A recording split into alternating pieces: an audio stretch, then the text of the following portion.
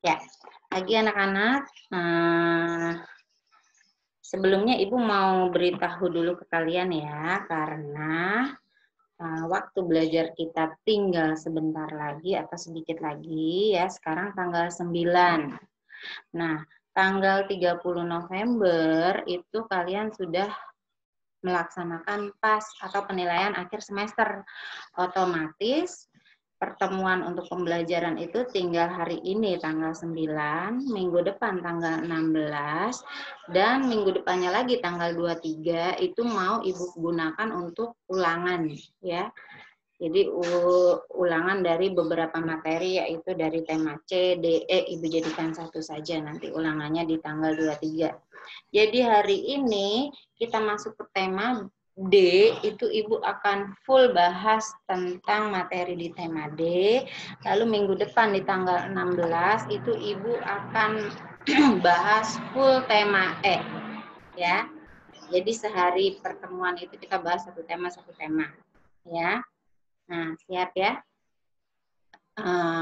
Waktu cepat sekali berjalan Bu, kayaknya baru kemarin kita PTS. Iya, ini sudah masuk November. November nanti ya karena kita nggak ketemu setiap hari ya, hanya seminggu sekali pembelajaran. Beda kalau kita ketemu tatap muka, seminggu bisa berkali-kali ketemu. Jadi pembelajaran itu dipadatkan. Ya, Ibu harap kalian belajarnya maksimal, jangan sampai ada tugas-tugas yang terlewat. Lalu kalau misalnya ada guru yang memberikan catatan, mohon diperhatikan. Atau kalau Zoom seandainya pun tidak bisa ikut Zoom, biasanya kalau Ibu silahkan simak rekamannya atau recordnya ya, sehingga tidak terlalu ketinggalan pelajaran ya. Baik anak-anak, di tema D kali ini kita akan masuk ke temanya. Kalau kalian buka buku tema D, itu banyak sekali bacaan yang isinya pantun ya. Hari ini Ibu akan fokus membahas tentang pantun ya. Pastinya kalian sudah tahu ya pantun ya, atau pernah dulu di kelas sebelumnya kita membahas tentang pantun. Kali ini kita akan membahas tentang pantun itu lebih detail lagi ya. Di halaman 4 itu langsung nggak disajikan beberapa pantun, lalu menjelaskan pengertian dan juga ciri-ciri pantun. Nah, sini semua sudah ada nanti di PowerPoint, di slide PowerPoint yang mau Ibu sajikan. Ya, yuk Ibu minta. Tolong Nak yang belum di mute ya, bentar Ibu mute.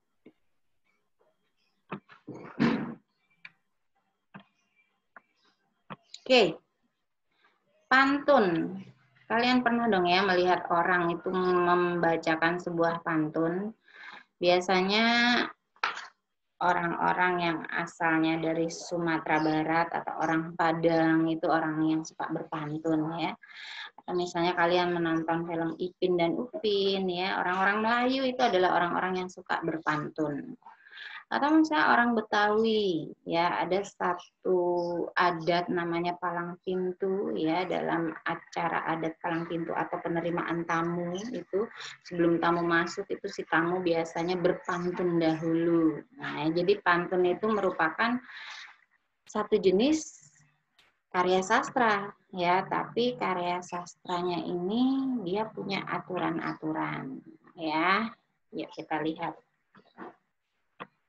Nih, karena yang mengenal pantun itu dulu orang Melayu, tadi si Ibu sebutkan, maka asal kata pantun itu berasal dari bahasa Minangkabau atau bahasa Melayu yang artinya petuntun, ya. Petuntun lama-lama penuntun, lama-lama jadi disingkat lagi ya. Jadi pantun ya. Nah, pantun itu termasuk ke dalam jenis karya sastra. Karya sastra itu sendiri dibagi menjadi dua, karya sastra lama dan karya sastra baru. Kalau karya sastra lama itu ada aturan-aturannya, sedangkan kalau karya sastra yang baru itu lebih bersifat bebas, ya, atau nggak ada aturan-aturannya. Contoh misalnya ada puisi lama, puisi baru. Puisi lama itu ada aturan-aturannya, puisi baru lebih sifatnya bebas ya, baik itu rimanya, jumlah baris, jumlah bait ya. Nah, Bu, pantun punya aturan, maka disebut pantun itu termasuk puisi lama ya, atau karya sastra lama. Nah, apa saja ciri-ciri pantun? Kalau tadi asal bahasanya dari penuntun atau patuntun ya, maka disebut pantun. Nah, maka dia adalah ciri karya sastra yang adalah karya sastra lama yang memiliki ciri-ciri sebagai berikut. Kita sudah tahu ya. Pantun itu yang pertama ciri-cirinya memiliki 4 baris. Ya, baris pertama, baris kedua, baris ketiga, baris keempat. Setiap barisnya nggak boleh terlalu panjang. Kalau panjang nanti jadinya paragraf, maka dibatasi. Satu barisnya itu cukup 8 sampai 12 suku kata saja. Ya, nggak boleh terlalu panjang, jadi satu baris itu penuh kelihatannya. Ya, kalau kepanjangan juga kurang bagus pantunnya, maka dibatasi 8 sampai 12 suku kata saja. Ya. Anak-anak kelihatan kan ya PowerPoint yang Ibu sajikan ya. Lalu 2 baris pertama ya, baris pertama dan baris kedua itu disebut dengan sampiran, dan 2 baris terakhir yaitu baris ketiga dan baris keempat itu disebut dengan isi. Biasanya amanat pantun atau ajaran moral pada pantun itu terdapat di isinya atau di baris ketiga dan baris keempat. Lalu pada umumnya ya pantun itu memiliki rima AB-AB ya. Tetapi kalau orang Padang sedang berpantun atau ini mungkin nanti kalian menemukan di satu buku, kok pantun rimanya tidak AB-AB ya. Jadi semua rimanya bunyi akhir barisnya sama ya. Itu rimanya A. Nah, ada tapi jarang. Yang umum itu rimanya AB. Nah, tadi sudah Ibu ingatkan supaya enggak coret-coret, tapi ini ada nih coretan nih. Ya. Nah, ini adalah ciri-ciri dari pantun. Sekarang, jenis-jenis pantun. Ada pantun apa saja sih jenis-jenisnya pantun itu? Ada pantun apa saja sih? Yang pertama itu pantun jenaka. Sesuai dengan namanya, pantun jenaka merupakan jenis pantun yang memiliki isi jenaka atau lelucon yang menarik ya, atau humor ya. Tujuan dari pantun ini adalah memberikan hiburan kepada pendengar atau pembaca. Contohnya, pergi berkebun petik alpukat dimakan sambil berdiri. Nona datang kian mendekat, bersuara besar, bikin aku lari. Nah, maksudnya ada wanita datang, tapi kok wanita suaranya kalau ngomong kencang-kencang bikin orang lari. Ya, ini contoh dari pantun jenaka. Kita lihat rimanya di sini, akhirannya i. Ya, maka rimanya AB. Terus yang kedua adalah jenis pantun. Sebenarnya di sini tulisannya Ibu ganti ya, jadi pantun untuk merayu. Ya, harusnya ini pantun cinta. Tapi Ibu ganti cinta itu pantun untuk merayu. Ya, biasanya jenis pantun ini seringkali digunakan untuk mengungkapkan isi hati seseorang, biasanya laki-laki kepada orang lain, biasanya perempuan. Biasanya pantun percintaan populer di kalangan remaja yang sedang jatuh cinta, ini ya maksudnya ya. Contohnya, masuk acara memakai batik, dengar nyanyian alunan gitar, datang padaku wanita cantik, mata terpana, hati tergetar. Ya, biasa nih anak laki-laki yang mau kayak contoh misalnya kayak komedian Denny ya, itu kalau mau merayu seorang wanita cantik pasti dengan berpantun. Ya, nah. Terus pantun nasihat ya, pastinya berisi nasihat ya, fokusnya di baris ketiga dan keempat atau isinya tentang nasihat. Pada dasarnya, pantun dibuat untuk memberi himbauan atau anjuran kepada seseorang ataupun masyarakat. Karena itulah tema isi pantun yang paling banyak dijumpai berjenis pantun nasihat. Pantun yang satu ini memiliki isi yang bertujuan menyampaikan pesan moral. Contohnya, di jalan tak sengaja berjumpa daun sugi. Ingat manfaat, lantas cepat dibawa. Tiada belajar, tiada yang rugi, kecuali diri sendiri di masa tua. Ya, mana nasihat yang ingin disampaikan? Nasihatnya supaya kita rajin belajar, karena belajar itu nggak ada ruginya. Ya, kecuali nanti kalau kamu nggak pernah belajar, nanti diri sendiri yang akan rugi sudah tuanya. Ya, menyesal nanti kalau sudah tua nggak pernah belajar waktu muda. Yaitu pantun nasihat. Lalu yang ini kok Ibu salah ya menomori ya. Sebentar nih Pak, yang ketiga, ini yang keempat. Ya, jenis pantun yang keempat adalah pantun untuk mengungkapkan rasa bangga atau senang atau bahagia. Ya, ini contohnya. Manis madu, manis gula, madu dimakan enak rasanya. 1000 pulau, 1000 budaya, jadi kebanggaan Indonesia. Ini pantun masyarakat Indonesia yang percaya, yang sangat bangga dengan bangsanya, yaitu bangsa Indonesia. Ya, jadi pantun yang mengungkapkan perasaan bangga. Lalu selanjutnya ada jenis pantun, pantun peribahasa. Ya, kita belum belajar ya tentang peribahasa ya. Pantun peribahasa itu adalah sebuah pepatah yang dalam pepatah itu dijadikan sebuah petua atau ada ajaran moralnya. Ya. Nah, langsung kita lihat aja contohnya biar kalian tahu. Semakin gelap ketika malam, tanpa selimut kedinginan, air beriak tanda tak dalam, air tenang menghanyutkan. Nah, air beriak tanda tak dalam, air tenang menghanyutkan itu adalah sebuah peribahasa. Ya, nah, ini ada pantun yang isinya peribahasa. Lalu, yang kelima, salah Ibu beri penomoran. Yang kelima adalah pantun teka-teki.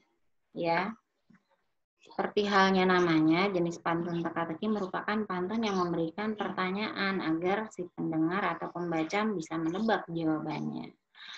Bukan karung tapi berisi, berbau khas dan tidak amis. Coba tebak apakah ini? Ekor dibakar, kepala yang habis. Kira-kira jawaban dari teka-teki itu apa ya? Ekornya dibakar, tapi kok kepalanya yang habis? Mungkin jawabannya obat nyamuk kali ya. Nah, ini adalah salah satu contoh teka-teki, pantun teka-teki. Nah, itu ya nak, pengertian pantun dan ciri-ciri pantun, lalu jenis-jenis pantun. Jadi kalau Ibu bisa katakan, pengertian pantun,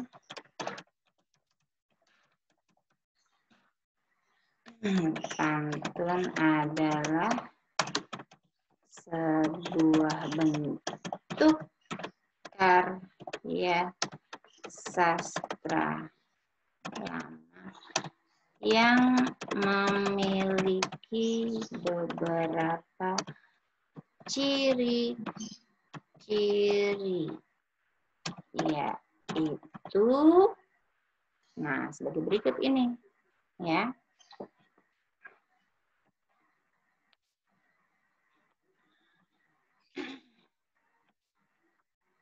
Nah, sekarang pantun itu ternyata bisa kita identifikasi loh. Maksud dari identifikasi itu apa? Bisa kita tentukan berapa jumlah barisnya, berapa jumlah suku katanya, berapa jumlah kata dalam setiap barisnya, lalu baris mana yang menunjukkan sampiran, baris mana yang menunjukkan isi, bagaimana bunyi sajak atau rimanya, lalu pantun tersebut termasuk ke dalam pantun jenis apa, dan juga amanatnya apa. Ya, yuk kita coba mengidentifikasi pantun.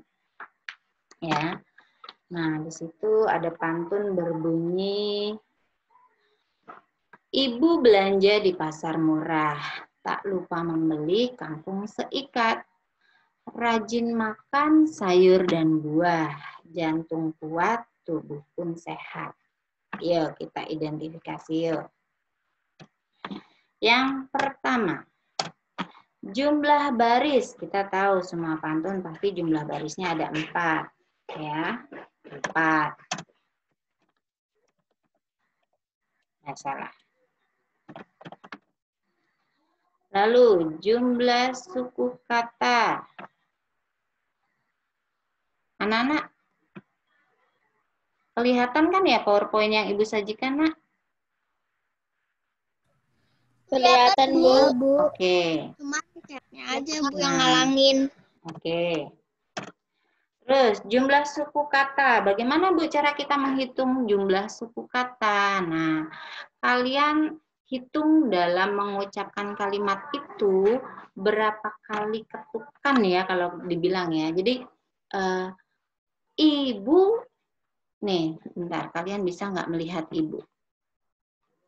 Kalian lihat nggak sih video ibu apa sih? Mana sih kamera ibu?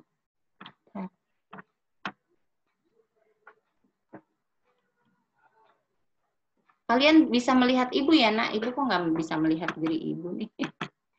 Mana ya? Kalian di partisipan bisa nggak ngelihat ibu nih? Video ibu nyala kan ya? Iya, Bu. Nah, Iya, lihat Bu. Ibu ya. Bagaimana cara kita menentukan jumlah suku kata? Menentukan jumlah suku kata itu berdasarkan ketukannya aja, mudah saja ya. Begini. Ibu belanja di pasar murah. Berapa suku kata sih kalimat tersebut, baris tersebut ya? Ibu belanja di pasar murah. 10. Ya, mudah ya. Itu menentukan suku kata.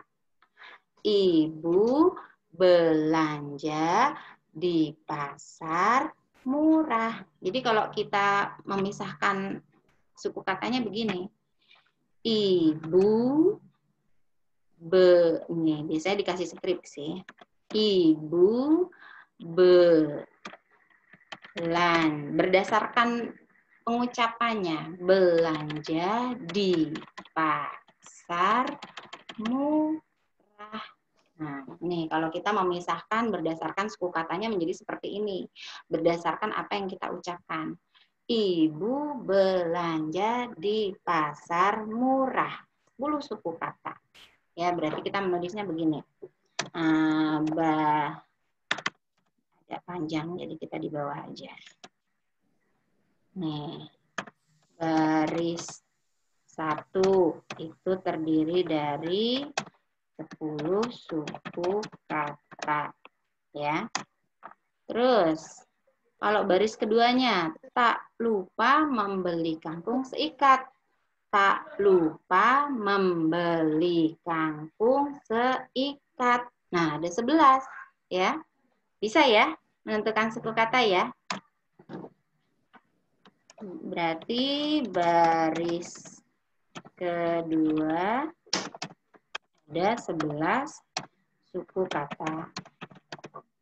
Ya, ulangi. Tak lupa membeli kangkung seikat. Ya. Jadi bagaimana kalau kita memisahkan suku katanya? Tak itu suku kata 1, lupa membeli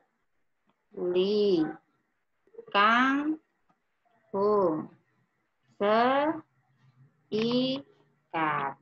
Nah, begitu kalau kita pisahkan. Ya.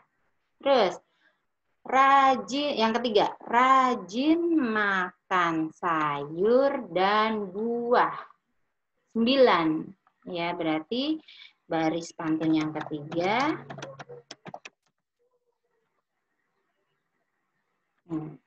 Baris 3. Ada berapa tadi? Rajin makan sayur dan buah. 9. Ya. 9 suku kata. Ya. Terus, baris yang terakhir. Baris 4. Jantung kuat, tubuh pun sehat. 9 ya. 9. Nah, ini kalau kita pisahkan menurut suku katanya tadi, rajin makan sayur dan buah. Jantung kuat, tubuh pun sehat. Nih, sampai sini paham ya? Ini namanya suku kata nih. Suku kata ibu, belanja. Jadi kalian sudah memisahkan berdasarkan suku katanya. Ya. Nah, itu kita coba tadi memisahkan berdasarkan suku katanya. Sekarang, identifikasi yang selanjutnya, yang ketiga, itu adalah identifikasi berapa jumlah kata dalam baris.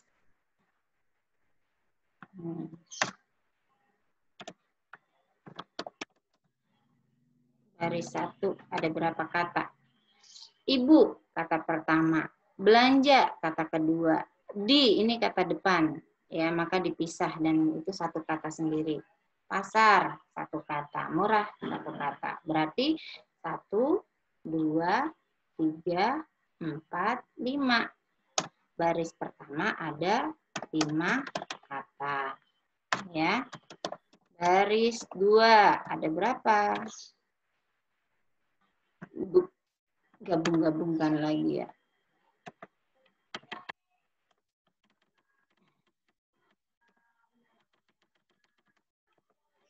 Nah, nih.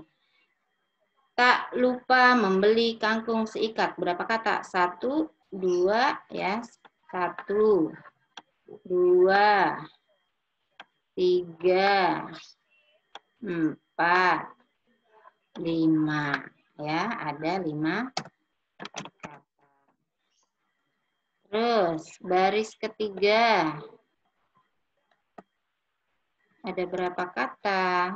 Tadi kan ini Ibu identifikasinya berdasarkan suku katanya. Sekarang berdasarkan katanya. 1, 2, 3, 4, 5. Nih ya, baris ketiga ada 5 kata juga.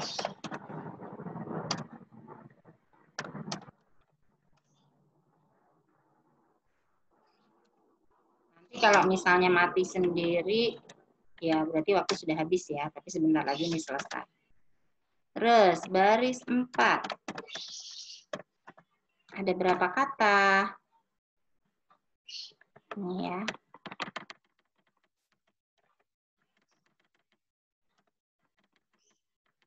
Tubuh pun ini jadi satu kata, punya nyambung. Jantung kuat, tubuh pun pisah, tubuh pun pisah ya. 1, 2, 3, 4, 5. 5 kata juga ya. Punnya ini satu kata tersendiri ya. Pun ini mengganti kata juga. Jantung kuat, tubuh juga sehat ya. Jadi kata juga diganti pun, makanya pun itu satu kata. Ya. Terus identis selanjutnya. Identifikasi yang keempat. Baris yang menunjukkan sampiran. Baris keberapa saja? Baris 1 dan baris 2. Baris yang menunjukkan isi.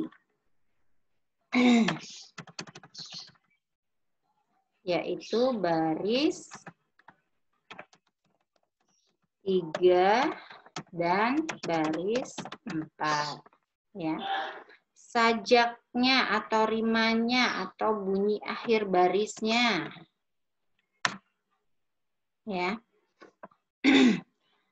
Murah, ikat, buah, sehat. Berarti bunyi akhir barisnya atau pantunya atau rimanya atau sajaknya adalah A, B, A, B. Ya. Jenisnya, jenis pantun apa ini tadi yang kita baca?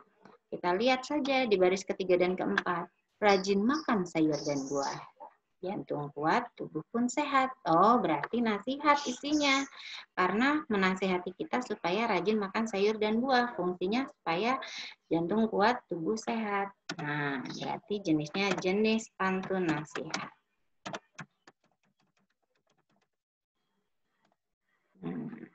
Amanat atau pesan moral atau pesan positif yang bisa kita ambil dari pantun apa? Ya, berarti kita dianjurkan untuk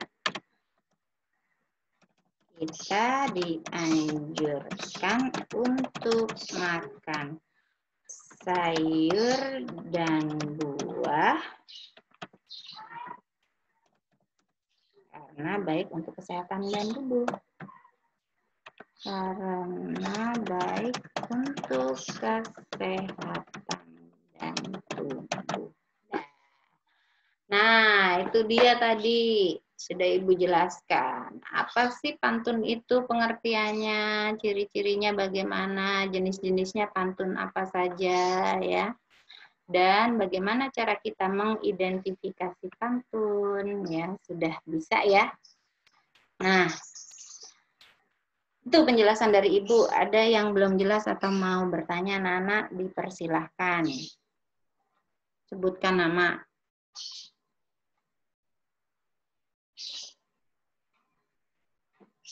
Oh, sepi-sepi aja, nggak ada yang mau tanya.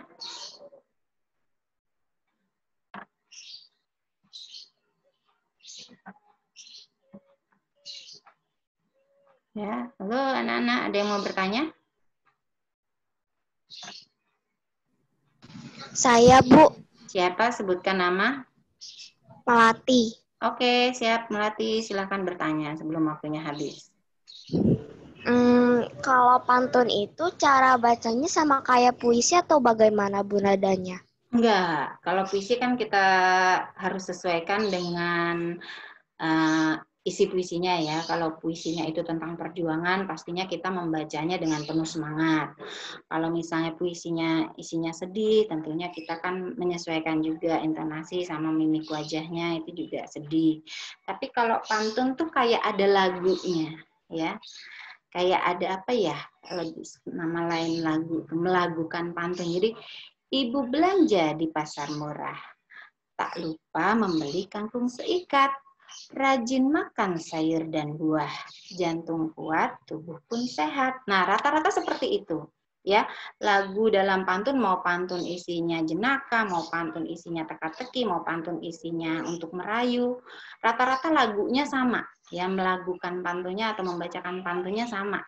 Ya, nggak pengaruh. Iya, jadi nggak pengaruh. Ini isinya kok kayaknya agak sedih ya, terus kita pantunya diperlambat cara membacakannya, enggak ya, cara melakukannya yang ibu tahu sama aja, mau isinya jenaka, mau isinya merayu atau mengungkapkan rasa bangga, itu kayaknya itu biasanya sama saja melakukan pantunnya ya. Baik Bagus. Bu, terima kasih. Bagus pertanyaannya. Ada yang lain? Saya mau nanya Bu. Tadi yang menentukan, yang baru ini kan menentukan jumlah suku kata ya. Kayaknya yang dulu-dulu dari kelas 1, 2, 3, 4 udah pernah belum dijelaskan? Kayaknya ini hal baru ya yang dijelaskan. Jadi udah bisa ya menentukan jumlah suku kata. Jadi kalau ada satu kalimat dibagi-bagi berapa jumlah suku katanya, kalian udah bisa ya. Udah lagi yang mau tanya tadi saya, Bu, itu siapa ya? Coba. Monik, Bu. Monik. Yo, waktunya tinggal 3 menit lagi. Oke? Itu kan di belakang paling rimanya itu kan H sama T, Bu. Tapi kok kalau bisa di nomor 6 itu AB, Bu. Apa bagaimana? Yang kata akhirnya kan alfabetnya jadi H sama T. Jadi ini hanya bunyi, ya, ini hanya bunyi. Jadi bunyi ya, murah buah ya. Itu kita umpamakan apa bunyi ini rima yang A. Nah, jadi bukan rimanya bukan ya. Jadi ini kita umpamakan. Jadi bunyi at ini baru yang bentuk bunyi yang kedua atau yang B ya.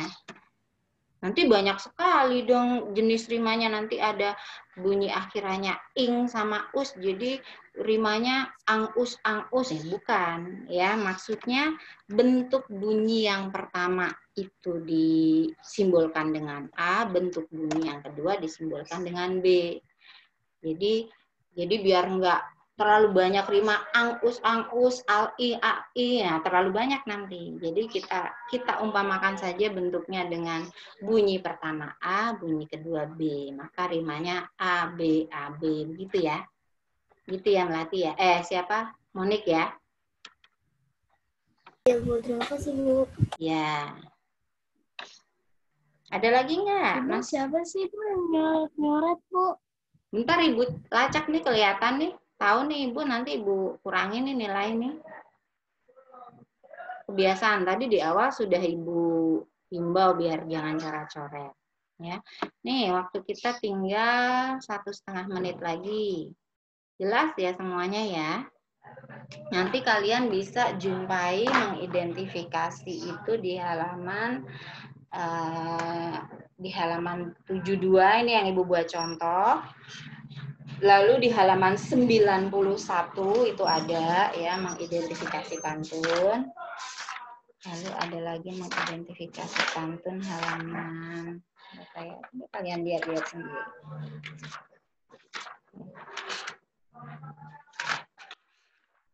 Oh, ini yang ada di buku paket halaman 91 sama 72 ya mengidentifikasinya. Tuh. Apa saja yang diidentifikasi, jumlah barisnya, jumlah suku katanya, jumlah katanya, lalu baris mana yang menentukan tampilan, baris mana yang memberisikan isi ya. Bisa kalian lihat di halaman 91 dan 72. Oke, ada yang mau tanya lagi? Yuk, waktunya ntar kalau Tata mati berarti habis ya. Yang nggak bisa ikut gabung atau mungkin terputus-putus, silakan simak rekamannya atau recordnya nanti.